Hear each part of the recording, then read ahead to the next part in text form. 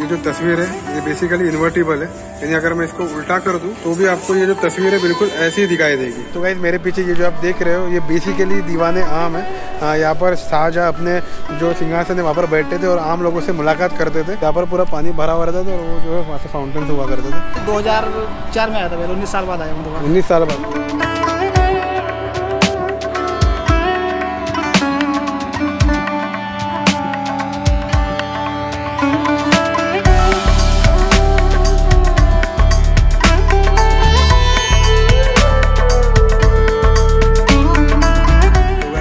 अभी सुबह के 10:30 बजे और हम लोग सुबह 7 बजे उठ गए थे, लेकिन थोड़ा फिर आराम कर रहे थे क्योंकि काफी ठंड थी बाहर। तो अब जब जाके आया हूँ मैं बाहर से और कुछ नाश्ता लेके आया हूँ, मैं आपको दिखाता हूँ। तो गाइस ये है पराठा, जो मैं 3 पराठा लेके आया था, 2 खा लिया, 1 बचा है। तो ये 1 पराठा और ये सब्जी, और ये 1 पराठा 20 रुपए का है और साथ में सब्जी भी मिल जाती है हमें। और ये है चाय, 10 रुपए की बढ़िया चाय है। तो ये है मेरा आज का नाश्ता। तो नाश्ता करके फटाफट रेडी होता हूँ और फिर रेडी होकर फिर हम लोग यहाँ से निकलेंगे बाहर। और भी चीजें हम लोग एक्सप्लोर करने वाले हैं, तो मैं दिखाता हूँ अभी हम लोग कहाँ जाने वाले हैं और अब कैसे ट्रैवल करना है वो मैं आपको दिखाऊंगा। तब पैसे कैसे बचाने है वो मैं आपको दिखाऊंगा, क्योंकि कल जो इंसिडेंट हुआ उसके बाद से तो अभी थोड़ा सावधानी से ही अभी हम ट्रैवल करेंगे। तो मैं आपको बताऊंगा किस तरह से हम सेफली ट्रैवल कर सकते हैं दिल्ली में। तो गाइस अभी हम लोगों ने ओला रिक्शा कर लिया है और अभी हम लोग यहाँ से सीधा जा रहे हैं लाल किला की तरफ।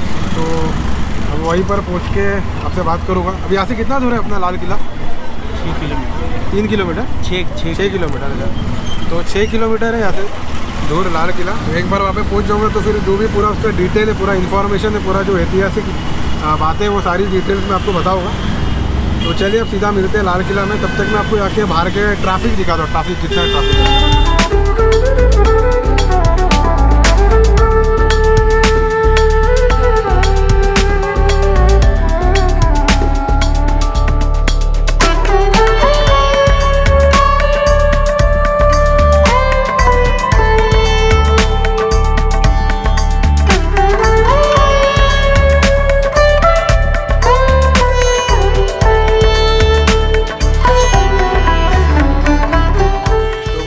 अभी हम लोग पहुंच गए लाल किला में। ओला रिक्शा करके आए थे, कोई भी ओला वाला आने रहा था, पता नहीं क्यों, लेकिन जो चौथा ओला वाला था वो आ गया और 108 रुपए में हम लोग यहाँ पर पहुंच गए। तो अब मेरे सामने ही है लाल किला, मैं आपको दिखाता हूँ। मेरे पीछे आप देख रहे हो लाल किला है। तो बस अभी अंदर जाते हैं और देखते हैं। वीडियो निकालना अलाउड है कि नहीं। बाहर तो सिक्योरिटी गार्ड ने मुझे रोक दिया था क्योंकि उसने कहा कि आप वीडियो नहीं बना सकते हो, और शायद वो गोप्रो देख के शायद मुझे रोका रहेगा, पता नहीं। लेकिन देखते हैं अंदर जाके मालूम पड़ेगा कि क्या है क्या नहीं है। अगर बना सकते हो तो फिर गोप्रो से ही बनाऊंगा मैं और फिर मोबाइल जेब में रख दूंगा। तो चलिए अब जाके पहले टिकट निकालते हैं और फिर अंदर जाते हैं इस लाल किले के अंदर।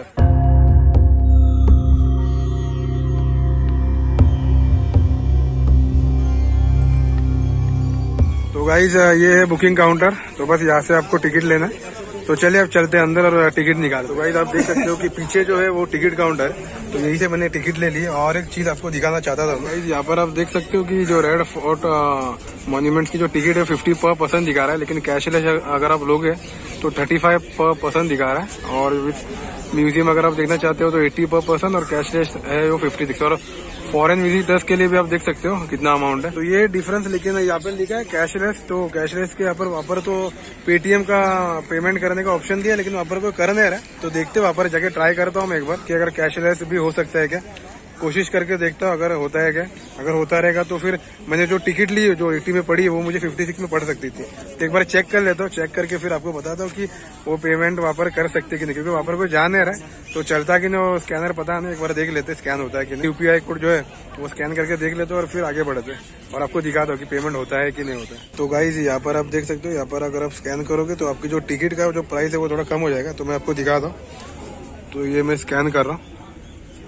तो स्कैन करके अपने को सीधा इस वेबसाइट पे लेके आएगा। तो इस वेबसाइट पर अगर आप टिकट बुक करोगे तो आपको 80 रुपीज देने की जरूरत नहीं पड़ेगी, आपको 56 में काम हो जाएगा। तो चलिए अब सीधा चलते अंदर। अब बातें तो बहुत हो गई, अब आपको सीधा रेड फोर्ट के दर्शन करवाता हूँ। लाल किला पुरानी दिल्ली का एक ऐतिहासिक किला है जो ऐतिहासिक रूप से मुगल सम्राटों का मुख्य निवास स्थान था। सम्राट शाहजहां ने 12 मई 1639 को लाल किले का निर्माण शुरू कराया, जब उन्होंने अपनी राजधानी को आगरा से दिल्ली स्थानांतरित करने का निर्णय लिया। अभी अंदर आ गए हम लोग। अब चलते लेफ़्ट साइड में, शायद लेफ़्ट साइड में मार्केट है यहाँ पर, तो देखते हैं क्या है। इस साइड तो चढ़ नहीं सकते, बंद है, बैरिकेड लगा हुआ है, तो शायद अंदर मार्केट है। हाँ मार्केट ही है, सुवीनियर अगर आपको कुछ खरीदना है तो खरीद सकते हो। तो चलो अब चलते हैं अंदर और अंदर देखते हैं है क्या। छत्ता चौक बाजार या मीना बाजार के नाम से जाने जाने वाला यह बाजार पहले बाजार मुसक्कफ या छत्ता बाजार के नाम से जाना जाता था। यह बाजार शाहजहां ने खास करके अपने दोनों बेटियां यानी कि रोशन आरा और जहान आरा के लिए लगवाया था। इस बाजार में उस वक्त सिर्फ लेडीज आइटम ही बिकते थे, जैसे कि ज्वेलरी, डायमंड्स, पर्स और बर्तन वगैरह। और इस बाजार में लेडीज ही चीजें बेचती थी और लेडीज ही उन चीजों को खरीदती थी, जेंट्स को यहाँ बिल्कुल भी एंट्री नहीं थी। तो गाइज यहाँ पर सब सुवीनियर्स जो भी अगर आपको कुछ खरीदना है आप खरीद सकते हो, लेकिन इतना है कि महंगा होने वाला है हर चीज़, क्योंकि टूरिस्ट अट्रैक्शन प्लेसेस है, मतलब टूरिस्ट अट्रैक्शन प्लेस है, तो यहाँ पर हमेशा चीज़ें महंगी होती है। इसलिए कोशिश करना कि यहाँ से आप कुछ ना खरीदें, सिर्फ देखें और यहाँ से निकल जाइए। कुछ खरीदना भी हो तो जो लोकल जगह है वहाँ से आप खरीद सकते हो, सस्ते में पड़ जाएगा आपको। यहाँ पर थोड़ा महंगा मिलेगा, इतना तो गारंटी है।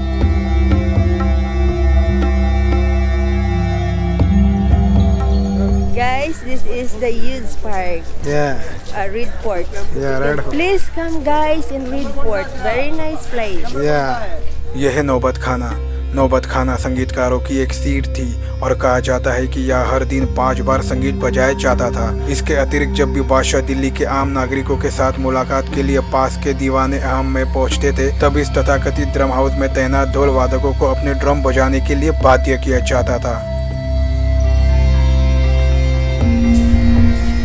तो गाइस आप देख सकते हो ये जो लिखावट है उस ज़माने की है, काफ़ी पुरानी लिखावट है। ये जो पेंटिंग्स आप देख रहे हो ये अलग अलग मुगल बादशाहों के समय की है। हालांकि ये पेंटिंग्स पहले गोल्ड की हुआ करती थी।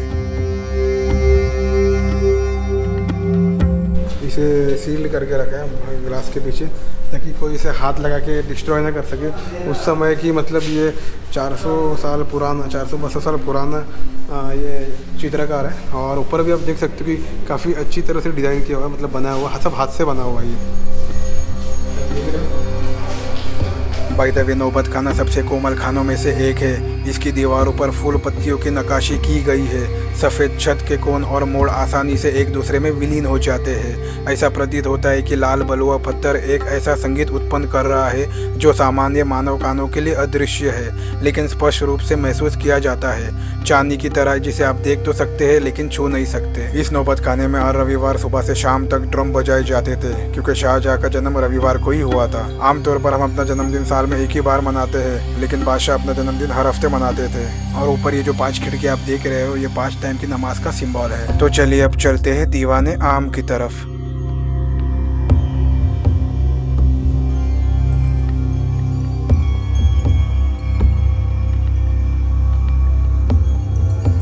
तो गाइस ये जो आप देख रहे हो ये दीवाने आम है। यहाँ पर शाहजहां अपने जो सिंहासन है वहाँ पर बैठते थे और आम लोगों से मुलाकात करते थे और उनकी शिकायत भी सुनते थे।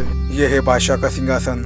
बादशाह के कुल 4 बेटे थे, औरंगजेब, दारा, सूजा और मुराद। बादशाह के सिंहासन को लगकर ये जो 4 पिलर्स बने हुए हैं, इनके किनारों पर मखमल की गद्दी हुआ करती थी जिस पर ये चारों बेटे बैठते थे। और बीच में बैठते थे शाहजहां, वो भी मार्बल की चेयर पर जिस पर सोना लगा हुआ था। और नीचे की टेबल पर बैठते थे वजीर, जिनका नाम था सादुल्ला खान। तो होता यूँ था कि आम पब्लिक पहले न्याय मांगने के लिए अपनी फरियाद लेकर वजीर को सुनाते थे, वजीर आगे बादशाह को सुनाते थे और फिर बादशाह ये डिसाइड करते थे कि आगे उस इंसान का क्या करना है, या उस इंसान को बाइज्जत बरी करनी है या फिर उसे सजा देनी है। तो बेसिकली दिस इज दीवाने आम। अब चलते हैं आगे और देखते हैं आगे और भी कुछ चीज़ें, तो भी आपको मैं दिखा देता हूँ। तो लेट्स गो।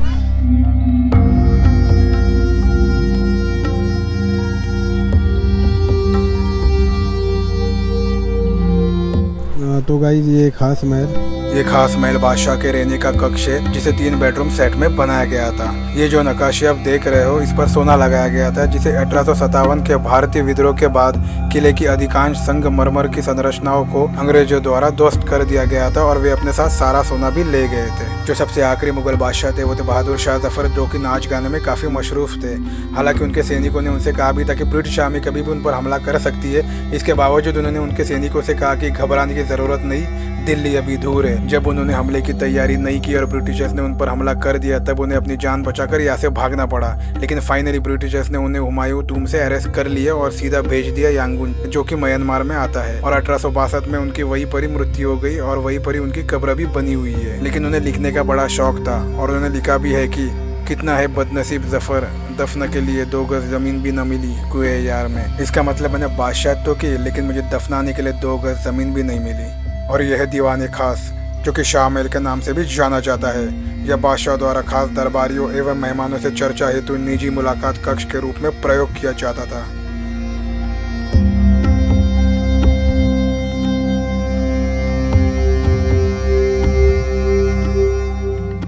ये जो मार्बल का टेबल आप देख रहे हो, इस पर रखा हुआ था तख्ते ताउस, जिसे पीकॉक थ्रोन या मयूर सिंहासन भी कहा जाता था, जिसे 1645 में शाहजहां ने बनवाया था और उसमें कोहिनूर लगवाया था। हालांकि उस समय इस किले की कीमत थी 1 करोड़ और सिंहासन की कीमत थी 9 करोड़। 1739 में नादिर शाह आया था मेहमान बनकर और उस समय यहाँ की गद्दी पर बैठे थे मोहम्मद शाह रंगीला। तब नादिर शाह के साथ एक नृत्य भी थी, जिसने जासूसी करके ये पता लगाया कि मोहम्मद शाह रंगीला ने कोहिनूर अपने पगड़ी में छुपा रखा है। जब मोहम्मद शाह रंगीला और नादिर शाह दोस्त बन गए, तब नादिर शाह ने कहा कि हम अपनी पगड़ी जो है वो आपस में बदल लेते हैं, और इस तरह से कोहिनूर नादिर शाह के पास चला गया। उसके बाद वो कोहिनूर को लेकर ईरान की राजधानी तेहरान में चला गया। हालांकि जब नादिर शाह वापस ईरान चला गया, तब उनके ही रक्षकों ने उनकी हत्या कर दी और तुरंत प्रसिद्ध मयूर सिंहासन को ध्वस्त कर दिया गया और इसके रत्नों और पत्थरों को काटकर विश्व बाजार में फैला दिया गया। कोहिनूर जो था वो श्रापित था, अनलकी था। जिस किसी के पास भी वो गया, या तो उसकी मौत हो गई या फिर वो पूरी तरह से बर्बाद हो गया, क्योंकि कोहिनूर जो था वो सिर्फ और सिर्फ लेडीज को ही सूट करता था। नादिर शाह के बाद कोहिनूर कई लोगों के पास गया, जैसे कि हैदराबाद के जो निजाम थे उनके पास भी गया। तो कोहिनूर जो है वो इस तरह से 2-2, 3-3, 4-4 सालों के लिए कई लोगों के पास गया, लेकिन जहाँ भी वो गया या तो उन लोगों की मौत हो गई या फिर वो पूरी तरह से बर्बाद हो गए। आखिर में कोहिनूर जो है वो क्वीन विक्टोरिया के पास भेजा गया लंदन में, और वहाँ पर डिसीजन लिया गया कि कोहिनूर की वजह से कई डायनेस्टी खत्म हो गई, इसलिए इस कोहिनूर को बीच से क्रश कर दिया गया और इस वजह से इसके 5 टुकड़े हो गए, जिसमें आधा कोहिनूर क्वीन विक्टोरिया के क्राउन में और आधा वहाँ के म्यूजियम में लगाया गया था।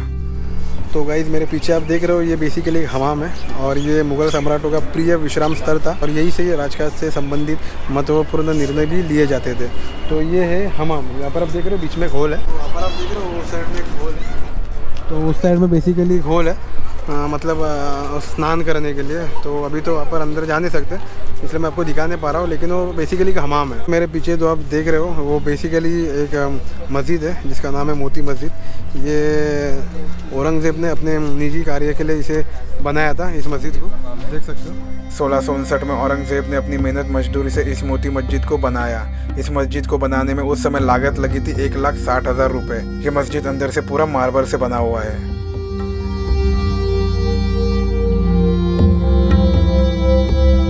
तो ये है मस्जिद के अंदर का नज़ारा।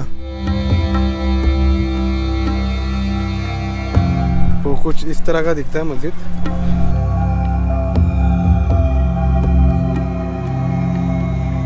तो गाइस यहाँ पर लिखा है सावन और बादो मंडप।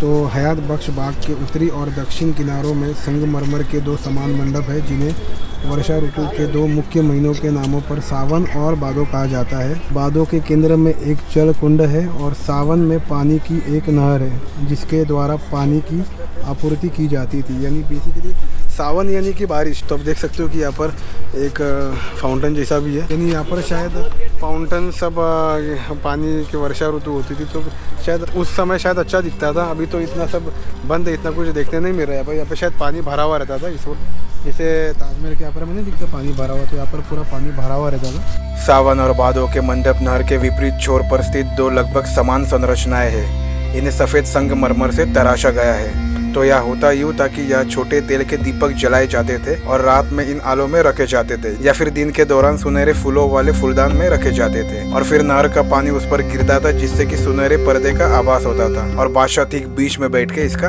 आनंद लेते थे। तो ये आप देख रहे हो, ये प्योर मार्बल से बना हुआ है और ये लाल चटक पत्थर जो कि प्योर है। तो ये पूरा का पूरा मार्बल से बना हुआ मंडप है। ये Zafar Mahal build by Bahadur Shah Zafar in 1842 stands in the centre of Hayat Bakhsh garden in line with Sawan and Bhadon pavilion. तो ये बेसिकली गार्डन है, हयात बख्श गार्डन। आप देख रहे हो पूरा पीछे का अगर आप नज़ारा देखोगे तो आपको समझ में आएगा। और ये जो बीच में आप देख रहे हो ये जफ़र महल दैट वाज बिल्ड इन 1842। जैसे कि मैंने आपको पहले भी बताया कि बहादुर शाह जफ़र को लिखने का बड़ा शौक था, इसलिए एकांत में बैठकर लिखने पढ़ने के लिए 1842 में बनवाया था ये जफ़र महल, जिसे जल महल भी कहा जाता है। यह जफ़र महल पानी की टंकी के बीच में स्थित है।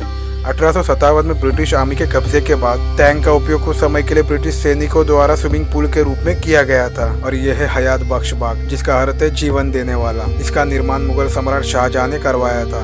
तो होता यूँ था कि यहाँ पर जड़ी बूटियाँ लगवाए जाते थे, फल फ्रूट्स लगवाए जाते थे और उनसे ही बाद में दवाइयाँ वगैरह बनाए जाते थे। अधिकतर मुगल वास्तुकला इस्लामी संस्कृति से प्रेरित है, लेकिन यह गार्डन पर्शियन संस्कृति से अधिक प्रभावित है।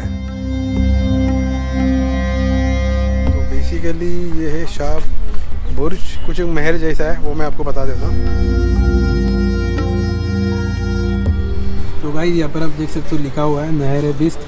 इसका मतलब है कि यहाँ पर जो पानी को नदी से शाह बुर्ज तक उठाया जाता था और नालियों द्वारा विभिन्न महलों को ठंडा रखने के लिए ले जाया जाता था।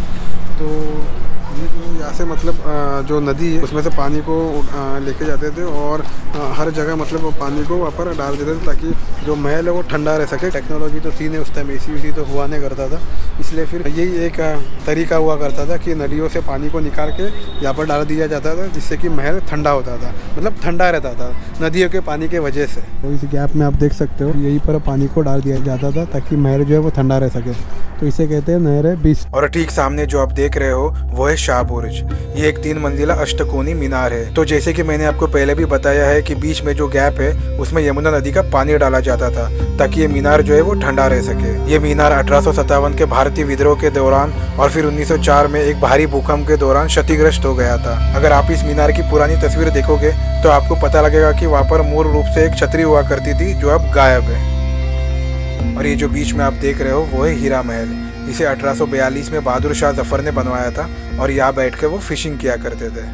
तो गाइस ये है टी हाउस।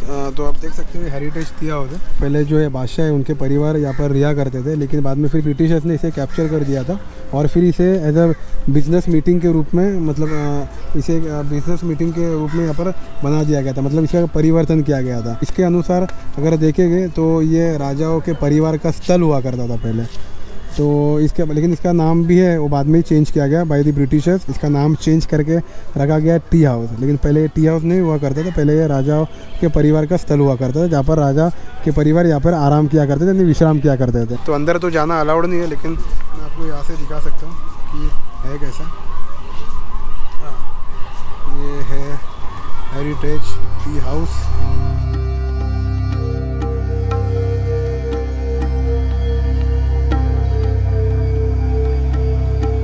तो गाइस अभी हम जा रहे हैं आगे और अभी मैं आपको थोड़ा एक बोरवेल दिखाने वाला हूँ जो काफ़ी पुराना है।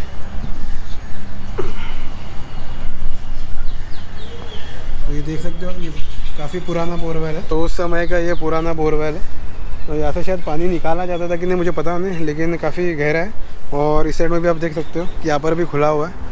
तो उस समय शायद यही से पानी निकाला जाता था, काफ़ी गहरा कुआं है। इस किले में तकरीबन 20 से 22 कुएं हैं, क्योंकि पहले पीने का पानी जो है वो इन्हीं कुओं से लिया जाता था।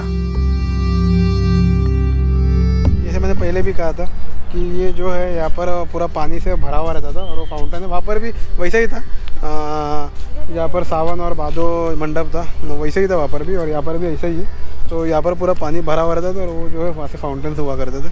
तो बेसिकली महल को ठंडा रखने के लिए यहाँ पर पानी डालते थे। तो खैर अच्छा है। तो चलिए अब यहाँ से आगे जाते हैं, आगे जाके देखते हैं क्या। और हमेशा की तरह मैं फिर से कहूँगा कि ये करना छोड़ दो यार, लिखना बंद करो। तो कितना खूबसूरत जो लाल किला है उसे ख़राब करने की कोशिश करते, वो अच्छी बात नहीं है। लिखना विखना मत करो, बंद करो। और इसे जैसा फॉरेन कंट्रीज़ में इसे एकदम अच्छे से रखा जाता है, हमें भी कोशिश करना चाहिए कि हमें भी इसे अच्छे से रखना चाहिए और इसकी खूबसूरती बनाए रखनी चाहिए। आप कहाँ से हो? मैं रुड़की से हूँ। इधर से ही हो गया? रुड़की, उत्तराखंड। उत्तराखंड, अरे सही है। उत्तराखंड से बच्चा लगा मिल गया। तो क्या नाम है आपका? मोहम्मद सादिक। मोहम्मद सादिक। तो आप घूमने आए क्या यहाँ पर? जी, घूमने के लिए आए। फैमिली के साथ आए हो क्या? फैमिली, हम बच्चे हैं। अच्छा अच्छा अच्छा, सही है। तो भाई भी आगे घूमने के लिए उत्तराखंड से। कितना दिन हो गया आपको? मैं यहाँ रिलेटिव रहते हैं, रिश्तेदार हैं। अच्छा, रिश्तेदार है क्या? अच्छा अच्छा। तो कैसा लग रहा है? पहली बार आए हो क्या यहाँ पर? मैं 2004 में आया था, पहले 19 साल बाद आया हूँ। 19 साल बाद। तो कुछ पता है आपको इसके बारे में? बस कुछ नॉलेज है, टाइम बहुत कम है और घूमना बहुत ज़्यादा। हाँ वो तो है, वो तो उसमें जामा मस्जिद में भी जाना है फिर। हाँ वो तो है, वो तो है। तो चलिए मिलकर अच्छा लगा। अपना चैनल भाई ये फैमिली जो यहाँ पर आई है घूमने के लिए और 19 साल बाद आ रहे हैं, 19 साल बाद आ रहे हैं घूमने के लिए। तो बढ़िया लग रहा है इनके साथ बात करके, अच्छा है, एकदम खुश मिजाज फैमिली है ये। तो अच्छा लगा इनसे मिलकर। तो गाइस अभी हो गया सब कैप्चर करके, अभी थोड़ी चीज़ बाकी है और अब हम जा रहे हैं क्रांति मंदिर की तरफ, जो आप देख सकते हो यहाँ पे लिखा हुआ है। तो ये है Kranti Mandir, India first war of independence यहाँ पे लिखा हुआ है। और Netaji Subhash Chandra Bose and Indian National Army museum जाना मेरे लिए बहुत ज़रूरी है, ताकि इसमें जो भी चीज़ है वो मैं आपको दिखा सकता हूँ। तो चलिए अब चलते हैं आगे।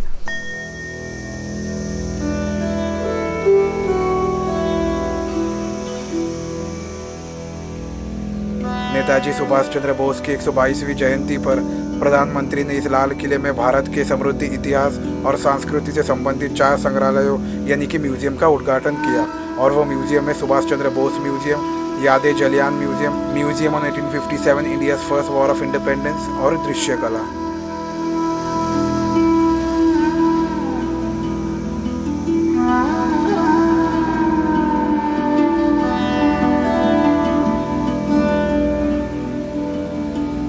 तो दोस्तों बेसिकली ये एक जलियांवाला बाग जो मैसेकर हुआ था उसके बारे में मैंने आपको मेरे पिछले सीरीज में भी बताया था, जलियांवाला बाग के बारे में। तो उसके बारे में यहाँ पर बताया गया है। यह है घुड़सवारों द्वारा लड़े गए हाइफा युद्ध का इतिहास में एक अलग ही महत्व है। आज भी 23 सितंबर को हाइफा दिवस के रूप में मनाया जाता है। तो ये बेसिकली एक सल्यूट है, एक श्रद्धांजलि है हमारे शहीदों के लिए।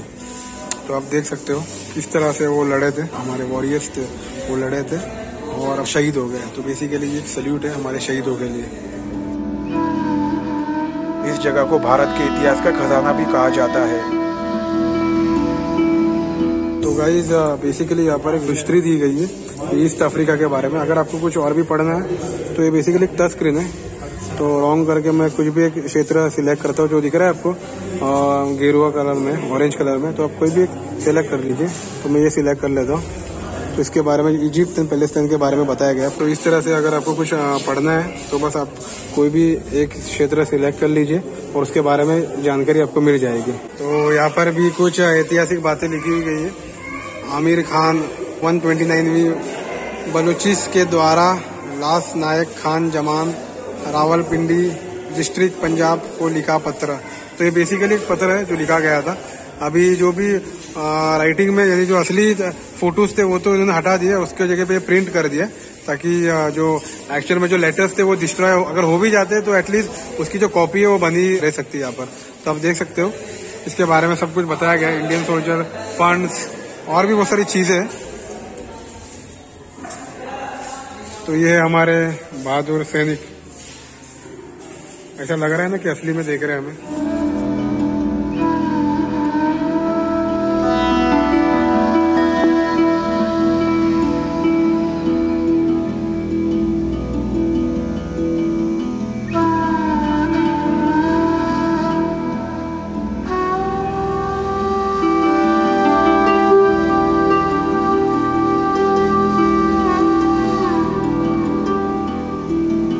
तो गाइस अगर आप इस तस्वीर को देखोगे तो ये जो तस्वीर है ये बेसिकली इन्वर्टिबल है, यानी अगर मैं इसको उल्टा कर दूं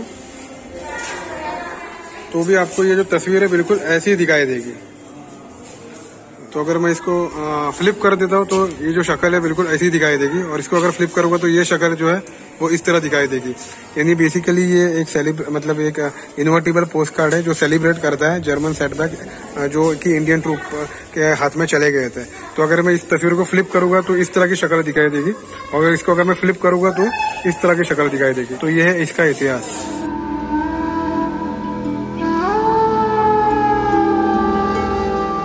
ये म्यूजियम उन गुमनाम नायकों को समर्पित है जो भले ही इतिहास की किताबों में जगह नहीं बना पाए, लेकिन उन्होंने भारत की आज़ादी में बहुत बड़ी भूमिका निभाई थी।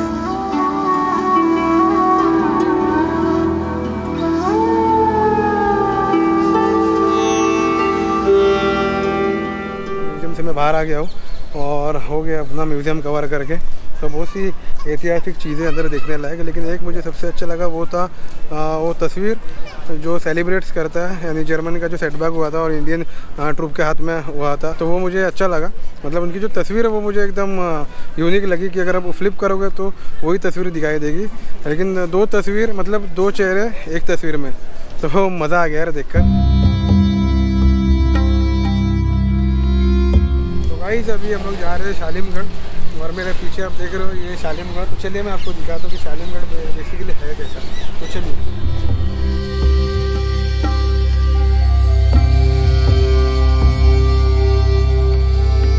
तो गाइज़ ये है शालीमगढ़, शायद यही शालीमगढ़ है बोल तो रहे थे। और मेरे पीछे कैफेटेरिया।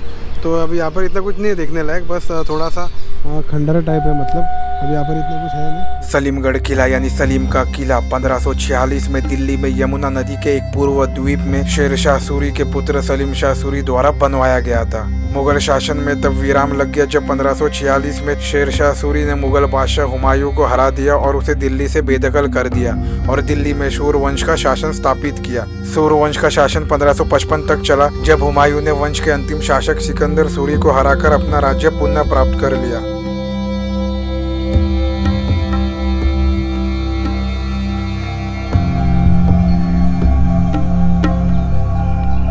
तो चलो गाइज, आज का ट्रिप हो गया ख़त्म। अब मज़ा आ गया लाल किला में। एक्चुअली देखने जाएंगे तो लाल किला को अगर अच्छे से एक्सप्लोर करना है तो मिनिमम 3 घंटा तो आपको देना ही पड़ेगा। यहाँ पर बहुत सी चीज़ है समझने के लिए। अगर आपको सिर्फ देख के निकलना है, कुछ समझना नहीं है, तो आप आधे घंटे में भी बाहर निकल सकते हो। लेकिन मेरा कहना तो ये है कि मतलब जैसा मैं एक्सप्लोर करता हूँ, मैं चाहता हूँ कि मैं खुद भी समझूँ और आपको भी समझाऊँ कि क्या है ये हिस्टोरिकल जगह। इसलिए मैं टाइम लेकर हमेशा एक्सप्लोर करता हूँ ताकि आपको भी इसका पूरा इन्फॉर्मेशन मिल सके। तो मज़ा आ गया यार लाल किला में। एक्चुअली में 3 घंटा तो लग ही गया, मिनिमम 3 घंटा मुझे तो लगा रहा था। मतलब मुझे मेरा हिसाब से तो मुझे और टाइम स्पेंड करना चाहिए था यहाँ पर, लेकिन खैर शायद और भी कुछ मिस होगा मुझे पता नहीं, हो सकता है क्योंकि यहाँ पर बहुत सी चीज़ें देखने लायक। लेकिन खैर अब यहाँ से जाने का टाइम हो गया और अभी एग्जैक्ट 4 बज रहे और 5 बजे मुझे चेकआउट करना है अपने होटल से। तो आधा घंटे में पहुँच जाऊँगा अपने होटल और फिर वहाँ से चेकआउट करके सीधा चले जाऊँगा रेलवे स्टेशन। तो चलिए अब चलते सीधा होटल में।